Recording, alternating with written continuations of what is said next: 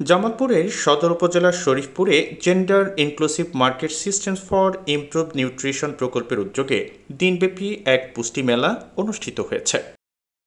শনিবার শরীফপুর উচ্চ বিদ্যালয় মাঠে এই মেলা অনুষ্ঠিত হয়। মেলায় কমিউনিটির সদস্য, মা, শিশু এবং কিশোরীরা সক্রিয়ভাবে অংশগ্রহণ করেন।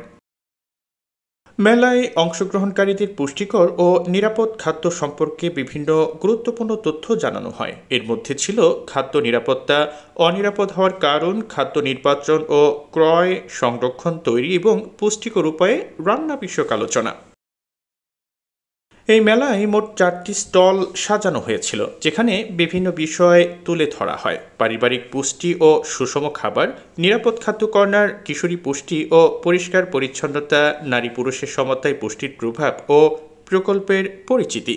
পুষ্টি সম্বন্ধে যে জ্ঞানগুলি থাকা দরকার সেইগুলি এখানে পুরাটাই উপস্থাপনা করা হয়েছে এবং এখানে যারা আছেন তারা সেই সম্বন্ধে জ্ঞান লাভ করছেন, যাতে পরবর্তীতে তারা তার জীবনে এবং প্রতিবেশীদের মাধ্যমে এই মেসেজগুলি ছড়াই দিতে পারেন, উপকৃত হবে পুষ্টি সম্বন্ধে। আর আমরা 4টা স্টল দেখেছি, 4টা স্টলের মধ্যে দেখেছি যে কৃষকেরা কিভাবে সুন্দরভাবে ভালো বীজ পাইতে পারে সেটা দেখেছি, তাতে কৃষকদের উপকার হবে। এই মেলার যে মূল উদ্দেশ্য সেটা হচ্ছে মূলত মানুষজনদেরকে অ্যাওয়ার করা, পুষ্টি সম্পর্কে সচেতন করা এবং নিরাপদ খাদ্য সম্পর্কে জানানো।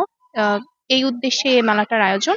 আমাদের মেলায় বিভিন্ন আমাদের প্রডিউসার গ্রুপ, আমাদের কিছু দল রয়েছে, ওই দল থেকে হচ্ছে বিভিন্ন জায়গা থেকে সদস্যরা এসেছেন।